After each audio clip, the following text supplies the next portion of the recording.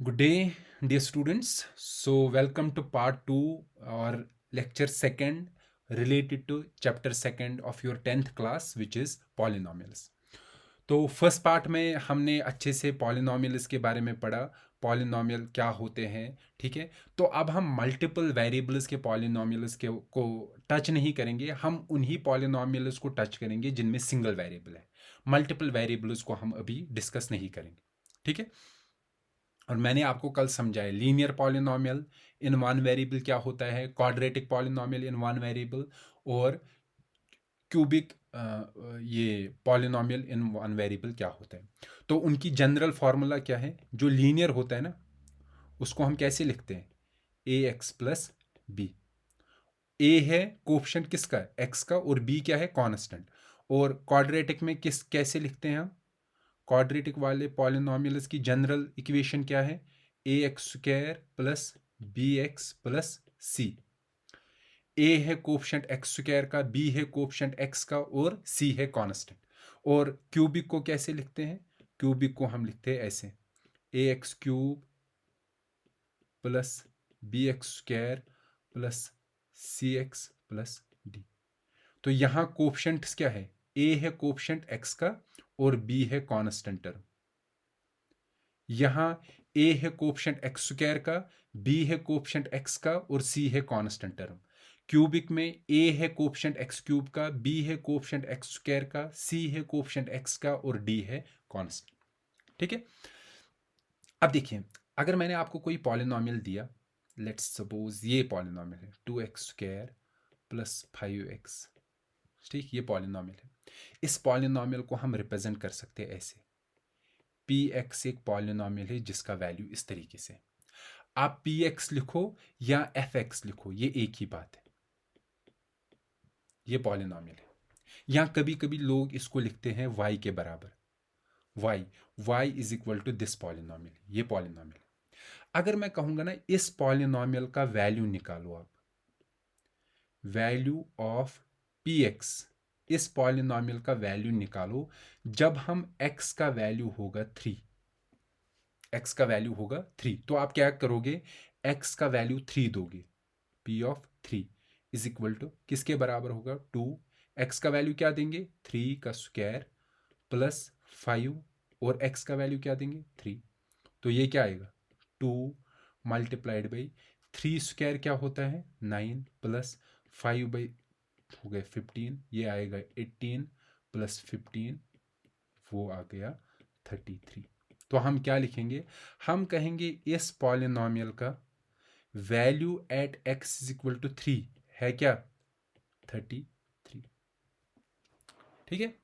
समझ आ गया आप लोगों को, पॉलिनॉमियल का वैल्यू समझ में आ गया किसी पॉइंट पे, मतलब उस पॉइंट पे अगर वैल्यू निकालना है तो वही वैल्यू आपको वहां देना है, वो पॉइंट का वैल्यू वहां देना है, ठीक।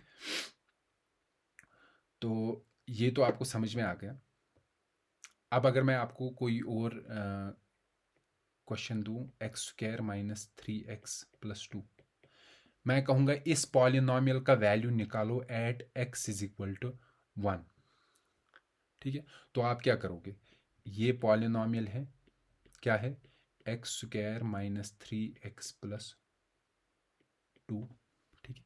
इसका वैल्यू निकालना है, इस पॉलिनॉमियल का वैल्यू कब, जब x का वैल्यू क्या है 1। तो मैं क्या दूंगा, x का वैल्यू दूंगा 1, वो क्या आएगा 1 स्क्वायर माइनस 3 इंटू 1 प्लस 2, वो क्या आएगा 1 माइनस 3 इंटू 1 हुआ 3 प्लस 2, ठीक है, वो आएगा 1 माइनस 1, वो आएगा 0। तो इस पॉलिनॉमियल का वैल्यू, ये जो पॉलिनॉमियल है ना, इसका value at x equal to 1, जब x का वैल्यू 1 दिया है वो क्या निकला 0। अब अगर मैं कोई और नंबर दूं, for example at x equal to 2, जब x का वैल्यू 2 है तब इसका वैल्यू क्या आएगा, वो आएगा 2 स्क्वायर माइनस 3 इंटू 2 प्लस 2, वो क्या आ गया 4 माइनस 6 प्लस 2, ये क्या आ गया 0। यहां पर भी 0 आया, ठीक है, और यहां पर भी हमारा क्या आ गया 0। अब अगर मैं बोलूं इस पॉलिनॉमियल का आप निकालो at x is equal to 3, तो आप क्या करोगे, वो आएगा 3 स्क्वायर माइनस एक्स स्क्वायर है ना, माइनस 3 इंटू 3 प्लस 2, वो क्या आ गया 9 minus 9 plus 2 is equal to 2। ठीक है, तो आपने क्या देखा अभी तक, आपको क्या समझ आया? पहले आप मुझे बताइए, ये जो पॉलिनॉमियल था ना, ये कौन सा पॉलिनॉमियल था? Quadratic, quadratic polynomial. हमने क्या देखा, जब हम x को कोई वैल्यू देते हैं ना, उससे इस पॉलिनॉमियल का वैल्यू निकलता है उस पर्टिकुलर x पे। ठीक है, कभी कभी उस पॉलिनॉमियल का वैल्यू 0 निकलता है, कभी कुछ और निकलता है, यहां कुछ और निकला। ठीक है, 0 एक स्पेशल वैल्यू है। क्या 0 स्पेशल वैल्यू है? जिन जिन वैल्यूज पे x के मतलब वेरिएबल के जिन जिन वैल्यूज पे पॉलिनॉमियल का वैल्यू 0 निकलेगा ना, उन x के वैल्यूज को हम बोलते हैं these are the zeros of polynomial. क्या मतलब, हमारे पास ये पॉलिनॉमियल था जो मैं अभी लिख रहा था, क्या था, is equal to x square minus 3x plus 2। हमने देखा इस पॉलिनॉमियल का, जब हमने x का वैल्यू दिया ना क्या 1, इसका वैल्यू हमें निकला 0 इस पर्टिकुलर पॉलिनॉमियल का। और जब हमने x का वैल्यू 2 दिया, तब भी इसका वैल्यू क्या निकला 0। जब 3 दिया, तब इसका 0 नहीं कुछ और निकला, वो क्या निकला 2। तो मैंने कहा जिन जिन पॉइंट्स पे इसका वैल्यू 0 निकला, इन दो पॉइंट्स पे, ठीक है, तो उस वक्त x का वैल्यू क्या था, x का वैल्यू 1 था और x का वैल्यू 2 था। इन x के वैल्यूज को हम बोलते हैं these are the zeros of polynomial. किस पॉलिनॉमियल के?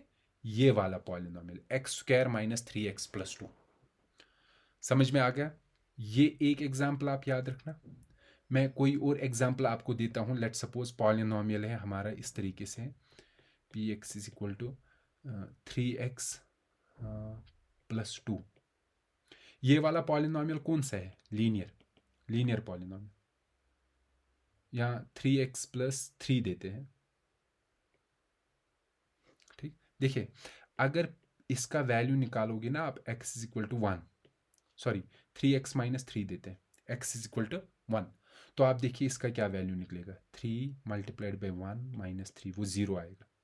अगर किसी और वैल्यू पे निकालोगे,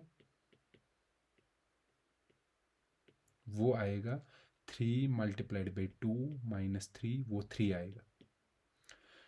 ठीक है, ये वाला पॉलिनॉमियल। मैंने क्या कहा अभी आपको, जीरोस ऑफ ए पॉलिनॉमियल क्या होता है? जीरोस ऑफ ए पॉलिनॉमियल होता है, ठीक है, क्या होता है जीरोस ऑफ ए पॉलिनॉमियल? वो वेरिएबल का वैल्यू जिसकी वजह से पॉलिनॉमियल का वैल्यू, मतलब पॉलिनॉमियल को जब सॉल्व करेंगे उसका वैल्यू 0 के बराबर बनेगा। ठीक है, उसको हम कहते हैं जीरो ऑफ ए पॉलिनॉमियल। तो इस पॉलिनॉमियल का जीरो कौन सा है? कौन सा है जीरो? एक्स का वो वैल्यू जिसकी वजह से इस पॉलिनॉमियल का वैल्यू 0 बन गया। एक्स का वो कौन सा वैल्यू था? 1। तो इस पॉलिनॉमियल का 0 है 1। ठीक है, तो हम क्या पढ़ रहे हैं? Zeros of a polynomial. तो क्या होते हैं zeros of a polynomial? Zeros of a polynomial होते हैं, zeros of a polynomial are those values of variable, those values of variable by which the polynomial evaluates या polynomial evaluates to 0। polynomial का value बनता है 0। ठीक है, तो यहां लीनियर इक्वेशन आपने देखी। इस लीनियर इक्वेशन में आपको कितने जीरो मिले, मतलब x के कितने वैल्यूज मिले जिसकी वजह से इस इक्वेशन का वैल्यू 0 बना? कितने वैल्यू मिले? 1। और वो क्या था? x is equal to 1। वैसे ही अगर आप यहां ऊपर जाओगे ना, ये थी हमारी क्वाड्रेटिक इक्वेशन, थी ना क्वाड्रेटिक इक्वेशन ये वाली। यहां आप देखो x के कितने वैल्यू से इस पॉलिनॉमियल का 0 इस पॉलिनोमियल का वैल्यू 0 बन गया दो वैल्यू से, जब x का वैल्यू 1 दिया और जब x का वैल्यू क्या दिया 2। तो मैं कह सकता हूं जो क्वाड्रेटिक इक्वेशन है ना उसके दो जीरोस होते हैं।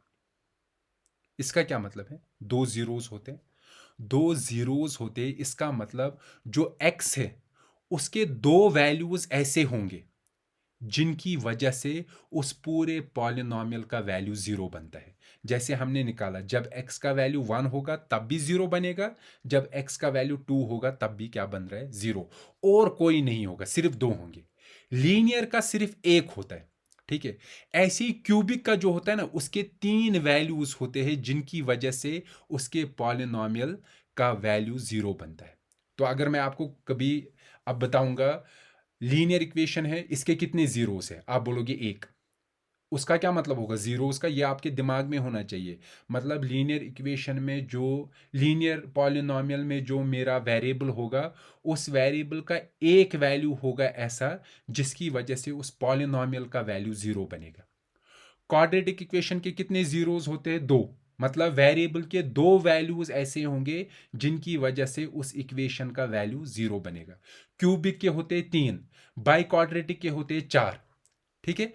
तो नंबर ऑफ जीरोस होता है, number of zeros of a polynomial होता है बराबर डिग्री ऑफ ए पॉलिनोमियल। ये आप हमेशा के लिए याद रखोगे, डिग्री ऑफ ए पॉलिनोमियल।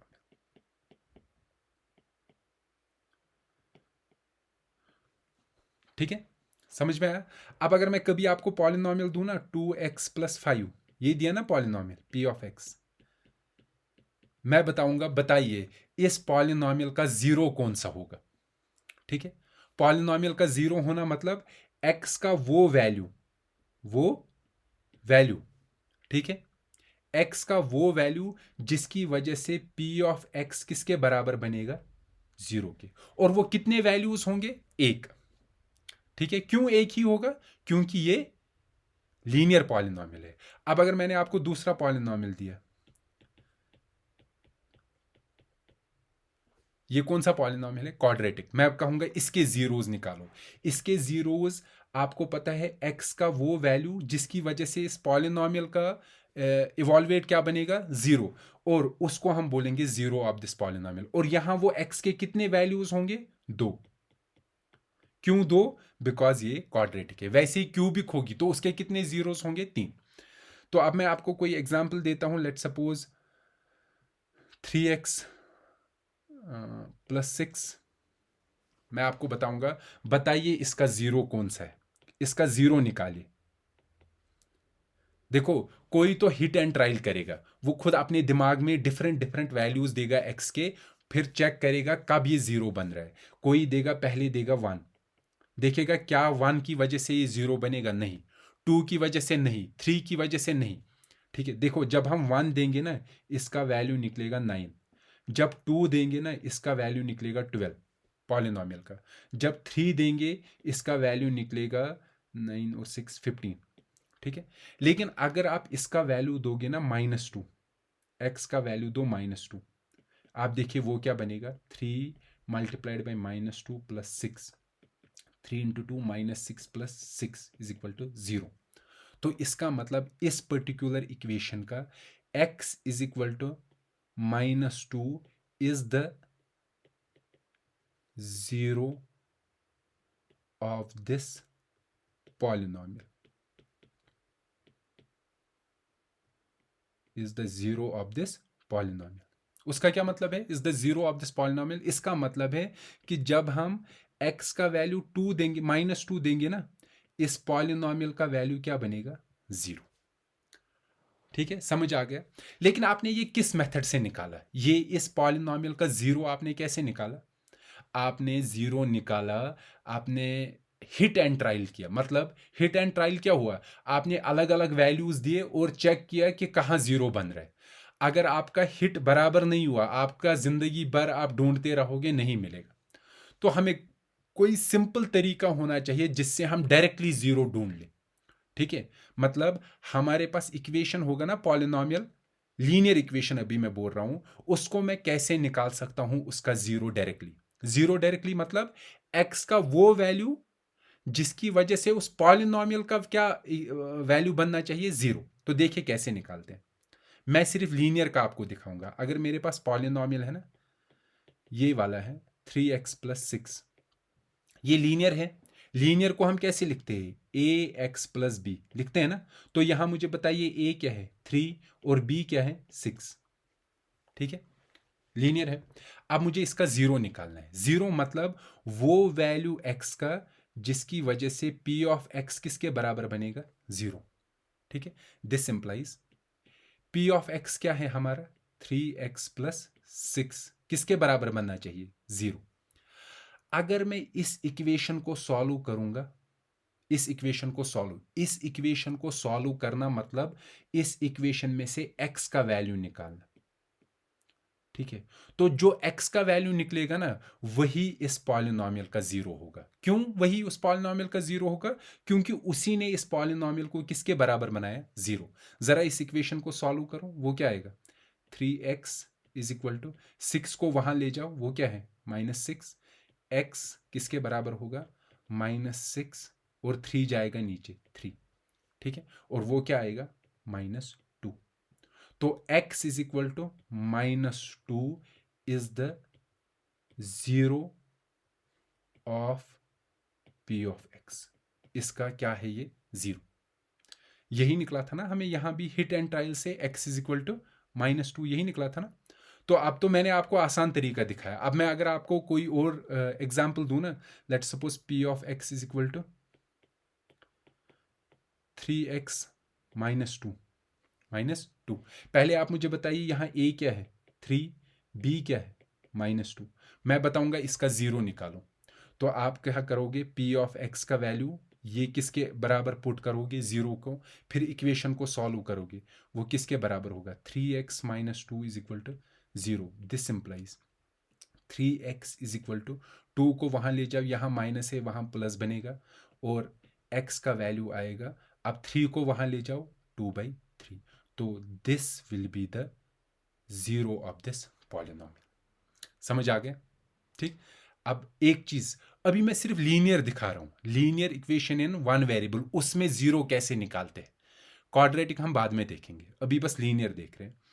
अब देखिए आप, एक चीज था यहां, देखिए यहां जीरो किसके बराबर निकला, x = -6/3, ठीक है, इज इक्वल टू, ये 6 क्या था, इस माइनस को ऐसे ही रखो, ये 6 क्या था हमारा, b था ना, b, और ये 3 क्या था, a। यहां पर भी आप अगर देखोगे ना, यहां पर अगर आप ये माइनस रखोगे ना, ऐसे माइनस रखो ऐसे, ठीक है।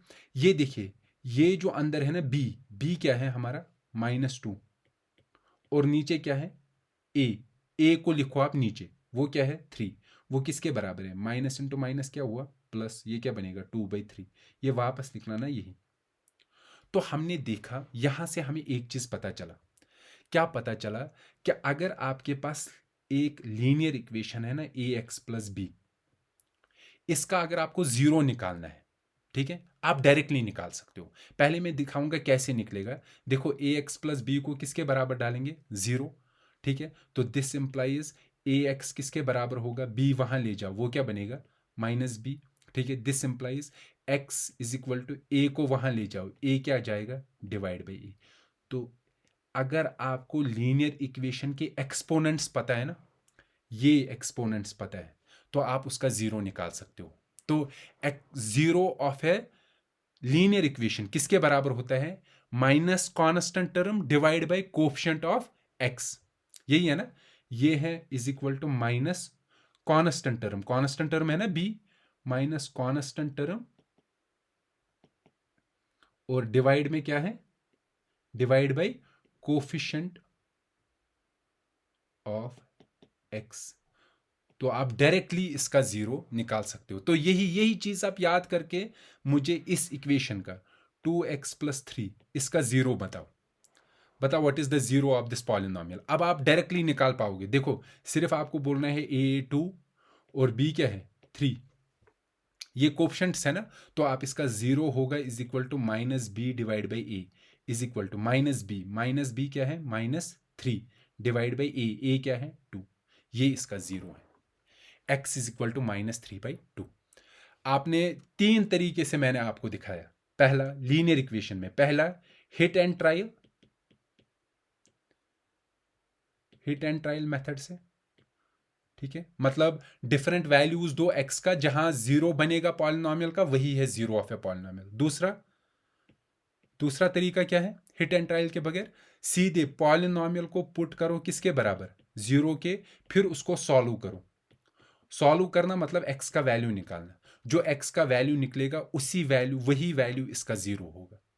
तीसरा यूजिंग कोफिशिएंट्स, मतलब सिर्फ कोफिशिएंट्स को आप उठाओ, उनसे आप निकाल सकते हो। ये हम लीनियर का बोल रहे हैं, ठीक है ना। कोफिशिएंट्स किसके बराबर होता है, एक्स होता है बराबर 0, इसका बराबर होता है -b डिवाइड बाई ए। ठीक, तो मैं अब आपको कुछ क्वेश्चंस दूंगा। फॉर एग्जांपल पहला क्वेश्चन है 15x - 4, इसका निकालो 0।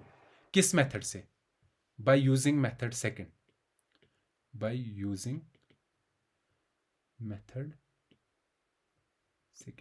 ठीक है। क्वेश्चन 2 है 2x, इसका निकालो, इसका यूजिंग मेथड थर्ड। ये आप मत निकालो, ये मैं आपको यहां ही दिखाता हूं मेथड थर्ड से कैसे निकाल सकते हैं। देखिए 0 किसके बराबर होगा, x is equal to -b divide by a, यही होगा ना। आप मुझे बताइए इसमें a क्या है, a है 2, b क्या है, b 0 है, b तो है ही नहीं, तो मतलब इसमें प्लस करके 0 होगा, ठीक है, वही है ना b। तो यहाँ -0 ऊपर आएगा 0 डिवाइड बाई a क्या है 2, वो क्या है 0, तो x का वैल्यू क्या आया 0। तो x का वैल्यू जब हम 0 देंगे ना, इसका भी इवॉल्वेशन अगर हम करेंगे वो 0 आएगा, ठीक है। और एक क्वेश्चन है 5x - 4, इसका निकालो, दोनों मेथड से, सेकंड से भी थर्ड से भी। ऐसे ही क्वेश्चन 4 है 2x + 3, इसका भी निकालो, सेकंड मेथड से भी थर्ड मेथड से भी, ठीक है। तो ये चीज़ें आप लोगों ने देख लिया। अब देखिए ये तो हम लीनियर इक्वेशन के बारे में पढ़ रहे थे, ठीक है ना। अब अगर मैं आपको क्वाड्रेटिक इक्वेशन दूं, लीनियर इक्वेशन को तो आपको पता था एक्स के कितने वैल्यूज निकलेंगे, वो एक वैल्यू निकलेगा। क्वाड्रेटिक इक्वेशन जो है ना, अगर मैंने कोई क्वाड्रेटिक इक्वेशन निकाली 3x² + 2x + 3, या वही हम लेंगे, हम नई इक्वेशन नहीं लेंगे, जो हमने ऊपर एक का निकाला था वही एग्जाम्पल, x² - 3x + 2, ये वाला x² - 3x + 2, ये क्वाड्रेटिक इक्वेशन है। इसके अगर जीरोस निकालने हैं तो कैसे निकालोगे, इसमें भी 3 मेथड्स हैं, जो हमारे 3 थे ना पहले, वही मेथड्स इसमें भी आएंगे।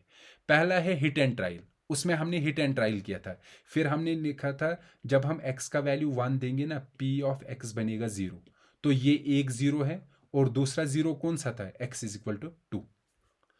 दूसरा मेथड है, ये तो पहला मेथड है हिट एंड ट्रायल, दूसरा है, ठीक है, क्या करना, p ऑफ x को सीधे डाल दो किसके बराबर 0, मतलब ये जो इक्वेशन है हमारी x² - 3x + 2, इसका वैल्यू किसके बराबर डाल दो 0 के बराबर, ठीक है। जब हम इसका वैल्यू 0 के बराबर डाल देंगे, ठीक, फिर हमें इस इक्वेशन को सॉल्व करना है।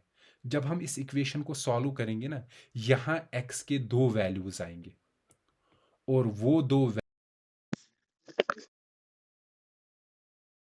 कैसे निकालेंगे, कैसे करना है, वो हम अभी नहीं करेंगे। क्यों नहीं करेंगे, क्योंकि आपके मैथ्स में जो 4th चैप्टर है वो है क्वाड्रेटिक इक्वेशन, उसमें सिर्फ क्वाड्रेटिक इक्वेशंस को सॉल्व करना है, तो वो हम वही देखेंगे, वो हम कैसे करेंगे, ठीक है। लीनियर का तो मैंने आपको दिखाया, क्वाड्रेटिक का मैं बोल रहा हूं यहां नहीं करेंगे हम, वो हम आगे जाके करेंगे।